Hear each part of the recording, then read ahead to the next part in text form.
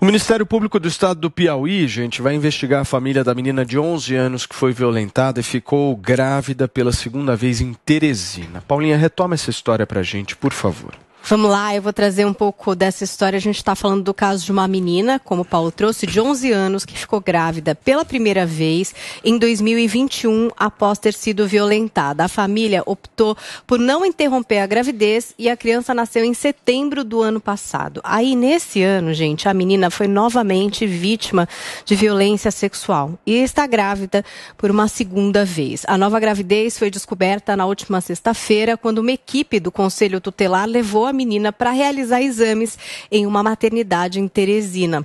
Ela estava havia um mês em um abrigo público após brigas e desentendimentos ali com os pais. Na primeira gravidez, a mãe não permitiu o aborto porque o médico que a atendeu disse que não era mais possível submetê-la ao procedimento, pois ela e o bebê corriam risco de morte.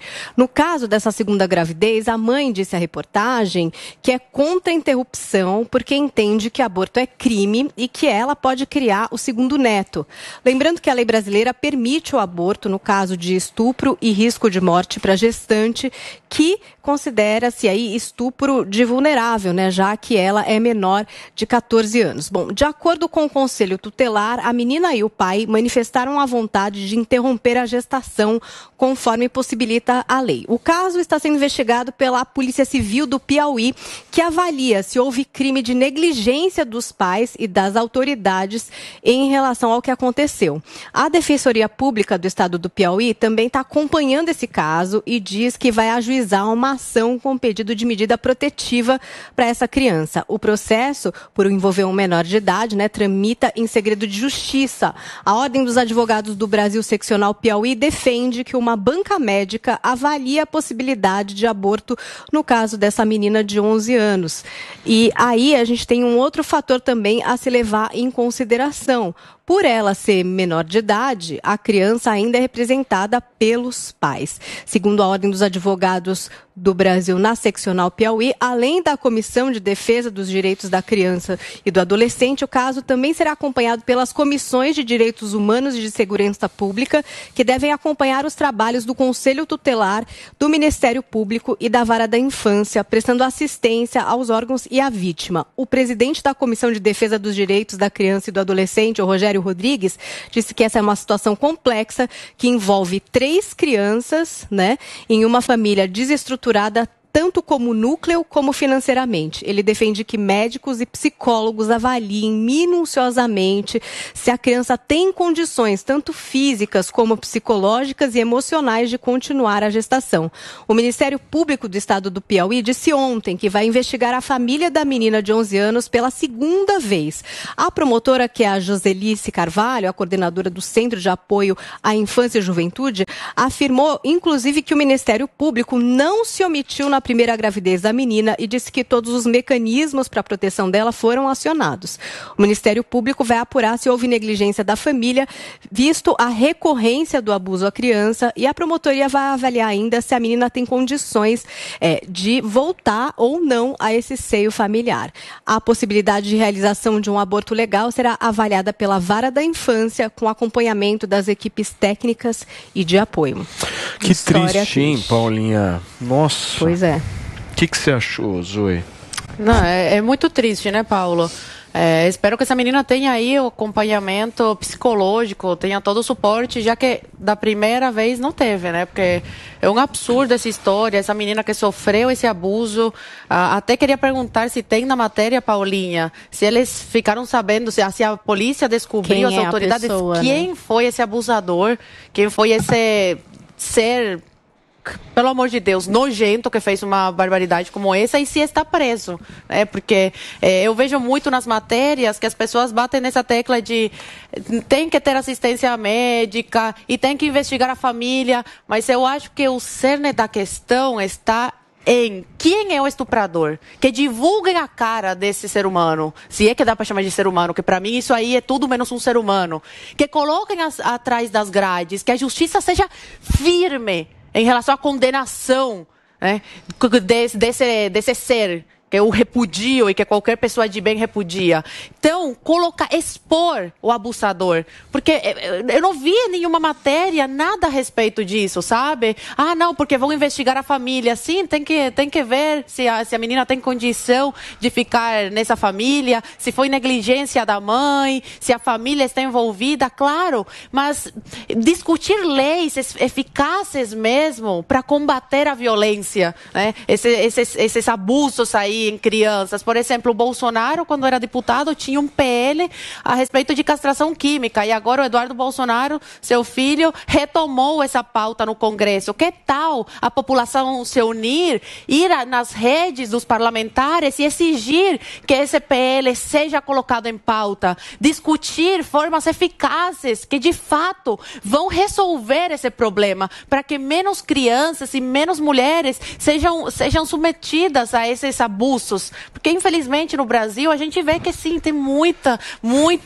história de abuso e muitas outras que não acabam saindo na mídia. Então, discutir, de fato, o que a gente pode fazer para acabar com esse tipo de violência. Por exemplo, a castração química é uma forma. Por que a mídia não bate nessa tecla? Por que não colocar em pauta essas questões que vão, de fato, acabar com esse tipo de violência? Ok, a menina vai receber assistência médica, vai ter acompanhamento psicológico, mas o abuso já foi feito. E olha a negligência do Estado, que é a segunda vez que essa menina engravida por causa de um abuso e tem 11 anos.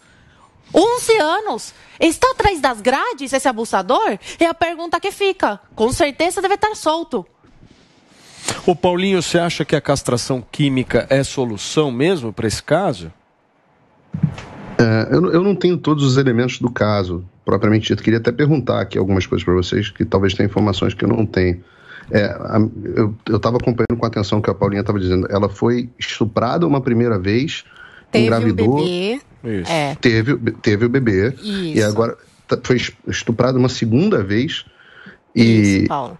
E o estuprador do primeiro caso foi preso, não? Então, eu acho que, inclusive, não foi o mesmo abusador. Não é o mesmo abusador. Não é o mesmo abusador. Olha isso. Tá? Não é o mesmo abusador. É uma outra pessoa nesse segundo caso. Agora, de fato, esses elementos a respeito de quem foi, se está preso ou não está preso, não são abordados mesmo. O que é mais trazido é a situação da menina. E agora, até nesse sentido que a gente trouxe aqui, a questão de quanto essa família protegeu, né, essa menina ou não. Acho que isso é importante que tá também. Discutido, né? Por isso que o estuprador é importante, porque assim, para a gente não correr o risco de tratar como estupro, e existe essa discussão legal, quando se de fato era um namoradinho, era um menor, entendeu? Claro, uma menina de 11 anos não tem capacidade de consenso, né? De permitir, de consentir.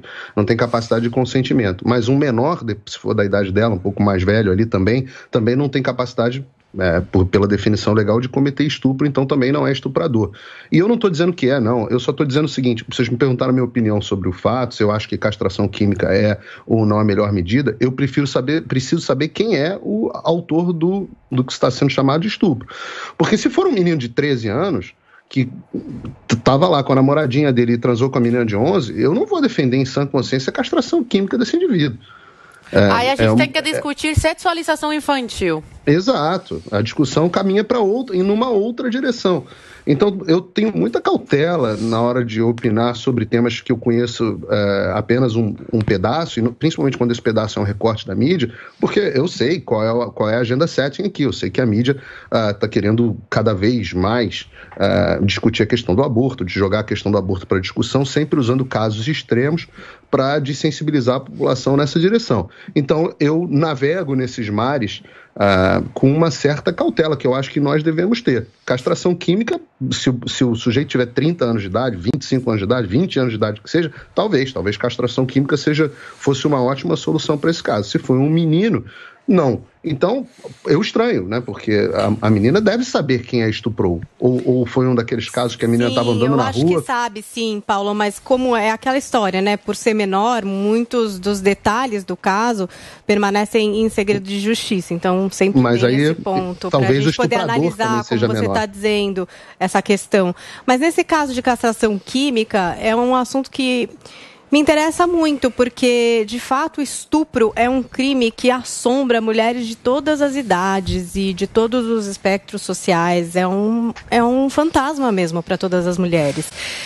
Mas alguns estudos que eu li, até, enfim, já ter me preparado melhor para trazer aqui para vocês números e nomes, mas é de que, assim, um homem que tem esse impulso do estupro violento, a gente está falando de um estuprador, não falando desse caso específico, de um estuprador.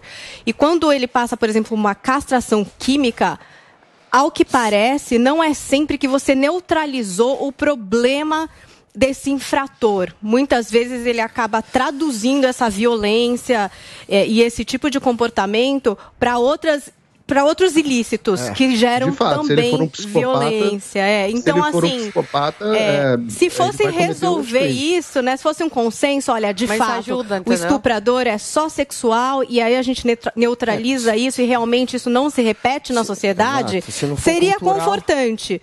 Mas, infelizmente, não é, porque aparentemente essas pessoas replicam ilicitudes em outras áreas. Vamos voltar naquele assunto da castração química que a gente estava discutindo? Guga, sua vez. Olha, por mais que quando eu ouço algum caso de mulher que foi estuprada, independente da idade, adulta, criança, por mais que a minha vontade, o meu instinto mais primitivo seja o de querer vingança, é claro que eu também tenho esse sentimento, claro que me desperta também muita angústia e muita vontade de revidar quando eu ouço esse tipo de história. Se a gente for para a castração, se a gente for para esse tipo de medida, primeiro, vai parecer que não é algo, não foi uma escolha, né? Vai parecer que é algo instintivo, vai parecer que é a natureza dele, que é uma questão médica, que a gente estaria lidando com uma questão médica. E isso vai além do seu impulso. Isso também tem a ver com a maneira como você se comporta. Isso também é cultural. Isso também tem a ver com o seu aprendizado de vida, com a maneira como você quer agir perante a sociedade. Isso não é só o seu instinto. Então a gente acaba, de certa maneira, desvirtuando primeiro o crime, o próprio crime, como se fosse algo meramente instintivo, e não é.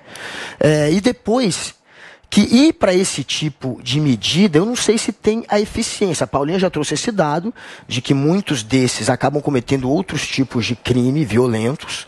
Esse impulso, essa vontade de não se comportar de uma maneira socialmente aceita, ela acaba se repetindo, só que por outro meio. E a castração, ela seria uma forma da gente impor um pouco de medo, né? Olha, se você fizer isso, você vai ser castrado. Mas já existe esse medo. A pessoa que é presa no Brasil por conta desse tipo de caso de estupro, quando cai dentro da cadeia, a gente sabe como é que é o tratamento. É o pior tratamento possível. Muitos, inclusive, são mortos dentro da cadeia. Eles têm medo de morrer quando são presos. Não de ser castrado quimicamente. É até pior o medo que eles têm. Então, impor esse medo não traz resultado. Não é o medo que impõe resultado. O que pode trazer resultado é a educação, mais do que o medo. Não que penas severas, tem que ter pena severa, não estou dizendo que não tem que ter.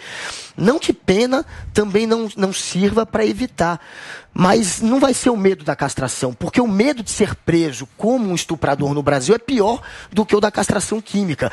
E a gente tem que evitar esse tipo de situação educando a sociedade, principalmente. Educação sexual nas escolas é uma maneira de alertar essas crianças para saberem o que estão passando. Muita criança nem sabe que está sofrendo algum tipo de abuso ou de assédio porque não tem informação. Então, uma educação sexual adequada à idade, que é o que acontece, é muito importante, mais do que discutir castração química.